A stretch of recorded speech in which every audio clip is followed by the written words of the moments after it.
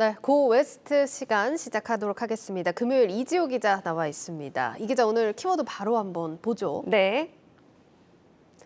네, 오늘 키워드 옷게임 뜨면 뭐 하나인데 오징어 게임 말하는 거죠? 네, 맞습니다. 오징어 게임 혹시 보신 적 있으십니까? 봤죠. 다 네. 봤죠. 그렇죠. 네. 우리나라에서 만든 넷플릭스 드라마 오징어 게임 얘긴데요. 네. 오징어 게임은 넷플릭스 TV 프로그램 부분에서 46일간 전 세계 1위를 기록하면서 넷플릭스의 컨텐츠 흥행 역사를 새롭게 썼다는 평가를 받고 있죠. 특히 지난 한 해 넷플릭스의 신규 가입자가 1,818만 명이 늘었는데 네. 이 가운데 오징어 게임이 대흥행한 4분기에만 828만 명이 추가됐습니다. 하지만 오징어 게임이 약발을 그리 오래 가지는 못하는 모습이어서 키워드를 좀 이렇게 잡아봤습니다. 뭐 어떤 이유로 살펴볼 수 있을까요? 대표적인 근거는 주가라고 볼 수가 있습니다. 네. 지난해 11월 700달러를 넘보던 넷플릭스 주가는 지난 1월 실적 발표를 전후에 곤두박질 치면서 현재 주가는 반토막이 난 네, 상황인데요. 그렇네요. 지난해 4분기 가입자 증가치가 월가 추정치나 지난해 같은 기간에 비해 적었던 데다 올해 1분기 신규 가입자가 250만 명에 그칠 것이라는 전망도 주가 낙폭을 좀 키웠습니다.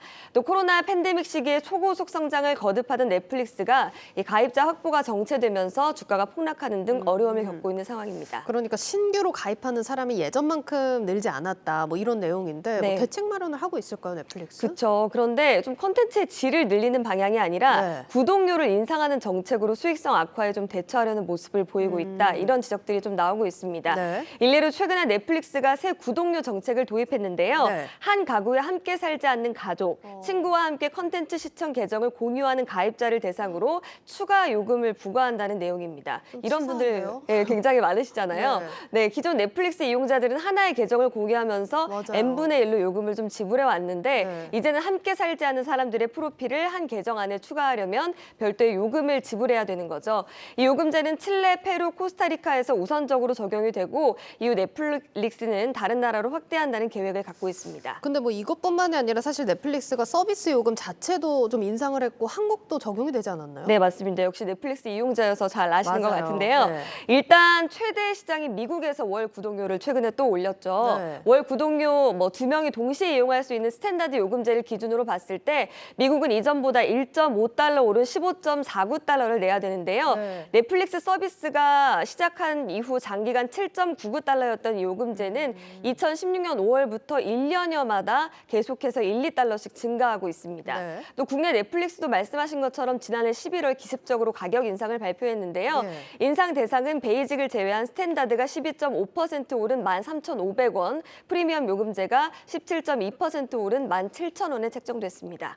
뭐 이렇게만 듣는데도 사실 저도 소비자인 만큼 지금 뭐 대체제도 너무 많고 이탈하는 사람도 많을 것 같은데요. 네, 맞습니다. 그래서 뭐 저만 해도 사실 끊어야 될지 말아야 될지 굉장히 그러니까요. 고민하고 있는 네. 상황인데 실제로 이와 관련한 분석이 좀 있었습니다. KB증권은 지난 2019년에 44%에 달했던 미국 내 넷플릭스 점유율이 2020년 36%, 2021년 31%로 하락한 데 이어서 올해 28%까지 떨어질 것으로 예상하기도 했습니다. 네. 여기에 뭐 말씀하신 것처럼 애플과 디즈니 등 다른 동영상 스트리밍 플랫폼과의 경쟁도 치열한 상황이죠. 하지만 아직까지 한국에서는 넷플릭스가 승승장구하는 모습인데요. YG앱에 따르면 지난 1월 국내 이용자들은 넷플릭스에서 826억 원을 결제한 것으로 나타났는데 예. 이게 전년 동월 672억 원 대비 23%나 늘어난 사상 최대 금액입니다. 뭐 한국 얘기하니까 떠오르는 게 한국에서도 넷플릭스가 이제 망사용료 못 내겠다 이러면서 좀 잡음이 있었잖아요. 네, 맞습니다. 뭐 망 이용료를 놓고 최근에 넷플릭스와 SK 브로드밴드 간의 어떤